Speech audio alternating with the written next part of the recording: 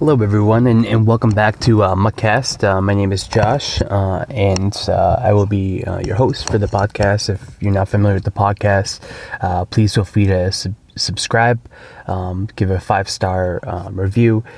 That's really, really helpful for those of you that haven't. Thank you to those of you that have, but it really does help boost our rating in the way iTunes determines it. So I appreciate those of you that have, and if you haven't already, please feel free to subscribe for future episodes as well. Today we're going to be talking about power-ups and training. This is the fifth in the line of podcasts after Madden 19 came out. They're going to be pre-recorded. So as I do this, it'll be a little bit shorter podcast, just because of the fact that most people, most of you are familiar with the way that power-ups work and how they're working. But what I want to do is I want to focus on the different types of power-ups, and we'll talk a little bit about the implications to how those power-ups work and how people are going to go about building your team. So last week we talked about roster building. We'll bleed a little bit back into roster building in the way that power-ups work and the way that you can use them to help build your team more effectively. Power-ups last year, that's the first year they were out. Most people saw them as, essentially falling flat on their face. There were some people that liked them, and obviously, if you did do them at the end of the year, you really got rewarded by having as many. I think, I was able to get all 10 of the rookie premier players, but essentially, if you got players that were 98 or 99 power-ups, you got 5 badges for those power players. So it really helped be able to boost how many the rookie premieres you could get, but that was essentially the end of the year. Most people felt that by the time Most Feared came around, or the playoffs promo, which is about halfway through the Madden season, the power-up players were getting pretty old for people. They were nice and new in the beginning. There were a lot of people that did them, a lot of people that powered up, but then sort of, it kind of went flat in terms of, every team had 4 players, and if your players weren't getting new cards throughout the year, that card was NAT, and you really didn't have much you could do with it. If you have a guy that's stuck at like 87, and, at that point you have 92 players across the board on your team. So this year, they did a few different things. I think made it, helped make, at least early on, their early impressions, as we enter September is a lot better.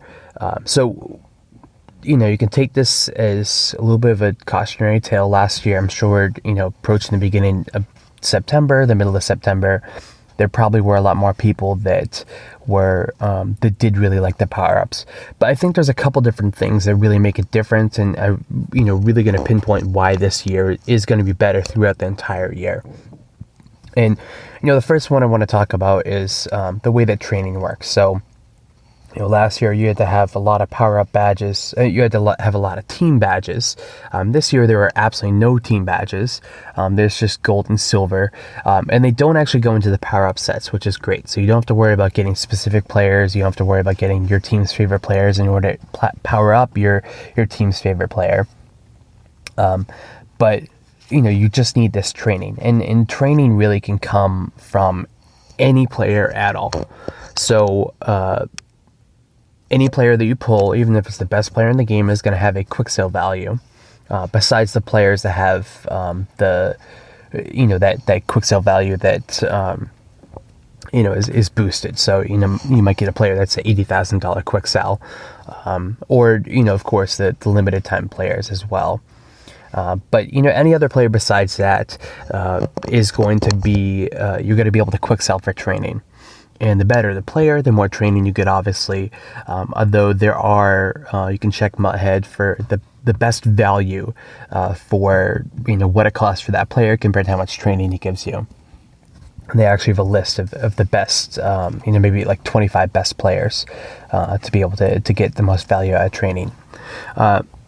So in the beginning of the year, you're going to get a bunch of NAT silvers and golds, and while NAT players are worth less, these players are something that, you know, are actually going to give value. So the more players that your team has, regardless of how good they are, regardless of what position, what overall, they're going to give your team some value, because the fact that they're gonna, and regardless of whether or not they're NAT, you know, they're going to be able to be quick sold.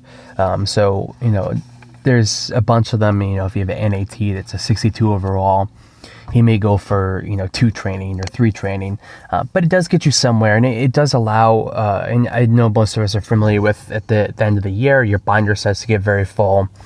You know, EA likes to give you that message, your binder's full, you know, you need to sell cards or quick sell, whatever it is. This is going to really keep the binders a little bit lower, which I think is going to have an unintended, you know, happy consequence for EA.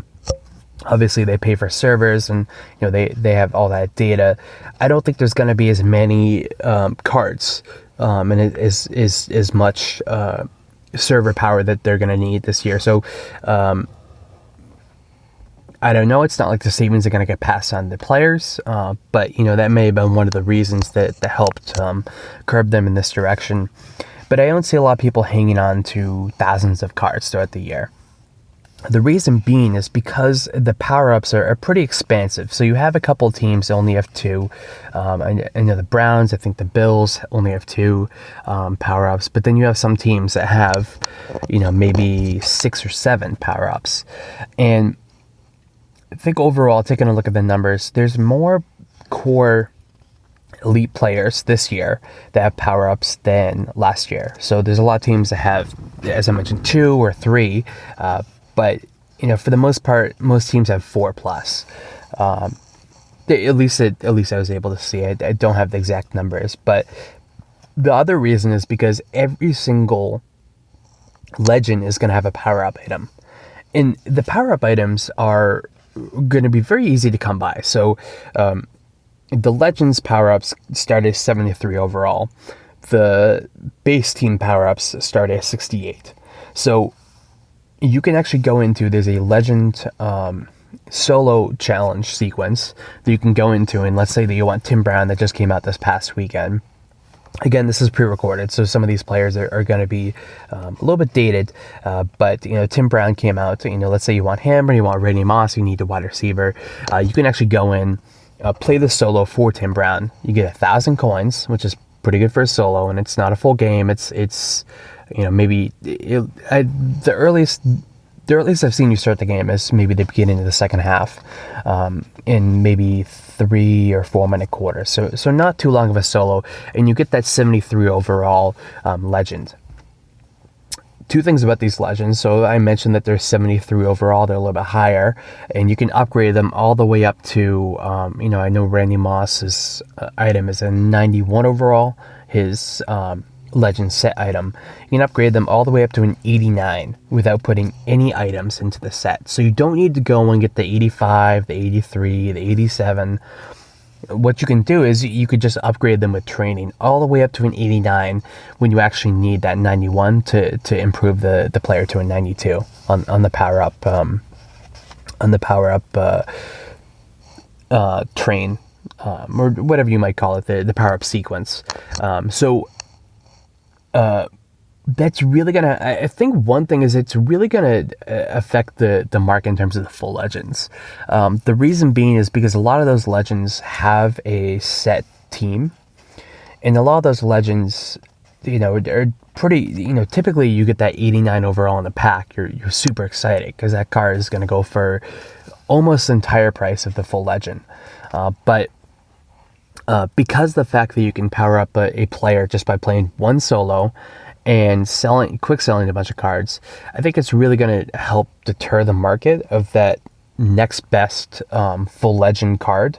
So for the 91, it's, I believe, at 89 is the next best card, and by doing so, it's really going to lower the market for that 91 Randy Moss, which of course a lot of people are going to put into the power up set, so that that's still going to hold some value, but is really going to allow people to get their favorite players, first of all, and be able to put them on their team, especially early on when an 83 to 85 players is really good. But in addition, it's going to allow them to select their teams. So players like Randy Moss, players like Reggie White, that's got, he's just got just the Eagles and Packers, but that expands the teams by two that you could put Reggie White on. These legend players, I talked about in the roster building last week, and if you haven't listened to that, I highly encourage you to go back and listen to that about roster building. This, the fact that the power-ups allow you to choose your team, I think is really going to help the power-up market compared to the regular cards that you pull out of packs. That's not to say that the 73 power-up item is going to be very high because everyone can get it through a solo. It's still going to stay pretty low. But in terms of the price of those cards, I think you're going to see a lot of people go the power-up route because the fact that you choose what team chemistry that your players are with. And I think most people this early on are really choosing to power up their players based upon their favorite team because they're powering up other players on their favorite team and they're trying to acquire players on their favorite team.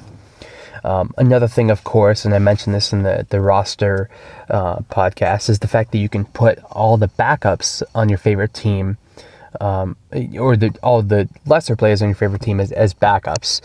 So that really helps boost your player. Let's say it's an 83 overall, and you up to tier 5 or 6 on team chemistry. That's going to boost your speed, first of all, but that's going to boost them to the point where they may be an 84. Probably not 85, but that's really going to help boost them up in terms of that legend route compared to if you get Randy Moss on the wrong team. He's not going to be on your favorite team. He's not going to get that chemistry bonus from the team chemistry. The other thing about legends is you can get all these legends, and I don't even know how many there are. EA released a ton, so it definitely a really good start. We'll see how that goes. There's been 3 each week with a limited edition, and I believe they had like 8 at the beginning of the year. So there's a significant portion of legends out there in the game, and there is a chemistry that's only available for legends. That instead of having 2 or 3 chemistry boosts or attribute boosts, it actually has, I believe, 5. So, and they're good ones. So, you might see a lot of people that are going to go the route of, even if you can get these chemistries for the regular cards you pull out packs, you can get a guy after 1 solo for not too much. The legend chemistries only cost 10 training. So again, once you unlock a chemistry, it stays unlocked for your entire team and your entire account. The team ones you don't have to unlock, but the physical and the scheme ones you do. And once you apply that legend scheme chemistry, there's legend passing, legend balanced offense, legend rushing, and I'm assuming the same on defense. Balanced defense, legend run D, legend pass D. Once you unlock one of those, it's unlocked for all the players. So you might see a lot of people that they want to go the legend route. I would suspect that most people are either going to go the power up route early on or the legend route, and I think that that's you're going to get a lot of people that are able to power up their players early on to as I mentioned it, mid 80 overall. It's really going to allow them to choose which sort of path they want to go. What I really I mentioned that the training you can use for any single card, any single player card that is. But in addition to that, they release training camp, quote unquote training camp solos, so that you can actually get more training. And there's also a lot of power up packs to allow you to get a 68 overall normal power up player, in addition to some training to be able to boost that power up player as well. So there are plenty of opportunities out there. Now, I thought the training was going to be a lot easier when the game launched. I thought you'd be able to get a couple players up. I know there are a couple YouTube videos out there about, it just takes a few power-up points to be able to get your player up from they specifically talk about the team captains, from a 75 to a 90. It's not that easy at all. And the reason being is because, obviously you don't want that many 90s at the beginning of the game, especially since, you're talking about a captain that you're getting as a free promo of the game. You don't want everyone getting 90 Jerry Rice. That really cuts down on the value of, the fact that you're getting a free Antonio Brown also cuts down the value, but that really cuts down the value of some of these other players. For example, you get it's pretty tough to power up Rod Woodson to a 90 overall. So Rod Woodson actually uses both training, and then from the Hall of Fame players from 85 to 90 are going to use collectibles. So you don't want a 90 Rod Woodson really cutting down on the value of that Jalen Ramsey. That's, I think, 89, and then especially the Team Diamonds one, because if you're getting a Rod Woodson, pretty much out of the gate in Madden, super easy to get. There's not going to be a ton of people that are going to go for the Team Diamond sets. They're extremely expensive. I don't think that there's a lot of return on them right now. Now, I plan on doing the Tom Brady set because I'm a Patriots fan, and that's just what's going to happen. But,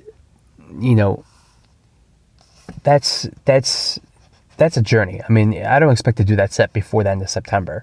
So, I think the thing is that, there's a lot of good players out there, but you really have to make a choice on what you do. So you can power up your Jerry Rice. I think I took a look. It's like something like 2,200 training. That's probably how much training I've acquired throughout the entire year so far. Again, it's August 21st right now, so not that far into the MUT season. But at the same time, and I also haven't quick sold that many of my cards. But at the same time, it's it's really like you really got to think about what you want to use your cards for, and you really want to use your entire MUT binder. Every single card in there you should be valuing whether or not you want to sell them, whether or not you want to quick sell them. Now, on the other end, they talked about the fact that the limited time cards are going to be $500,000 coin quick sells.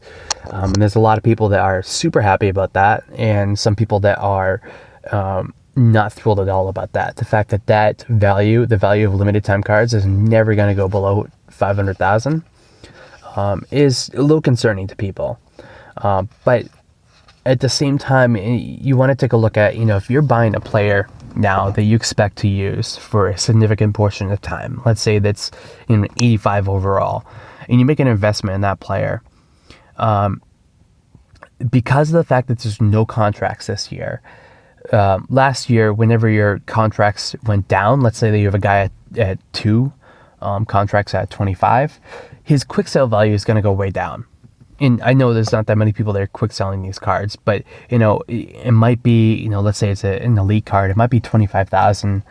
With 2 contracts, it's going to be maybe 3,000. The quick sale values for training, because the fact that there's no contracts, and I don't know if they would include this anyway, but because the fact that contracts left and training entered, the quick sale value for training does not go down, no matter what part of the year you're in. So you can use that Antonio Brown that you get right out of the gate, that everyone's got. I know a lot of people complain he's slow. Still good in return, and he's still got good route running. You can use him right out of the gate and use him for entire 2 months until you have someone that's a 90+ wide receiver, and maybe he's got 87 speed instead of 84, and you still get the quick sell him for the exact same amount that you would have quick sold him if you quick sold him on day one, right after you opened up the game. So I think that's really, I don't know exactly what's going to happen in the market for that reason. I would expect that, I talked about how the fact that there's going to be a lot less cards in people's binders. I would expect that there's probably going to be less cards on the auction house. You'll probably have a lot of people that once their player is surpassed by a few other players and it's been a month or two, they might just quick sell their 85 or 84 overall players just because it's easy to do, and because of course that's the only way to get training besides solos. It's the only way to get training to power up other players. So you might have, for example, you want to get your Randy Moss from an 85 to an 87. I think it costs something ridiculous, like 400, 700 training. The only way you can do that is by selling maybe some of your 82 to 84 overall players that you're no longer using in your lineup. So instead of putting them up on the auction house, trying to get as many coins as possible, you may see some people, if they're not good values, you may see them put them up on the auction house and then try and buy the players that do have good value and sell them. But I think for the most part, you're probably going to see a lot of players quick selling a lot of gamers, that is, quick selling their players for the training bonus rather than actually putting them up on the auction house. So I would suspect that there's going to be a limited amount of cards for some of your favorite players. I mean, now don't get me wrong, the 89 overall cards, 88, 89 cards right now, they're going to be up and they're going to be expensive. I don't see that many people are going to be quick selling those cards, unless there's a card that comes out that's got a astronomical quick sell value in terms of training. But in terms of being able to find like a 82 to 84 player, a high gold, or whatever it might be, that has to go into a set. I don't know exactly what the consequences are going to be. It's going to be interesting to follow that, because I think a lot of people are actually going to quick sell their cards. Later on down the road, they're going to realize, I quick sold that guy and he's going into the set for $50,000, even though he's a gold, because he's kind of rare. And I think that's going to be frustrating, but I think it's something to keep an eye on. I would say that in the same vein that you kind of want to keep your binder down because that keeps your training points up, you also want to make sure that you know exactly who you're selling. So in the same way that you're trying to maximize your roster, you're really trying to maximize your binder as well. And of course, just one more thing to deal with, but you just want to make sure that you have an eye out for exactly what's going on in your binder and what's going in it. So we hit on a couple topics here. I think most people are familiar with it. Like I said, if you do have any questions, I did get a question submitted to me about what happens, for those limited time cards, and for example, the campaign cards, if you don't have that player. So, for example, I don't know if LaShawn McCoy is a power up, but for example, Julian Edelman is. So if you chose, let's say LaShawn McCoy, and you realize later on, I got Julian Edelman, I got his power up, I got the training, I want to get him boosted up, what do? It's going to cost, I believe, 700 or 800 coins. The same thing will be true with the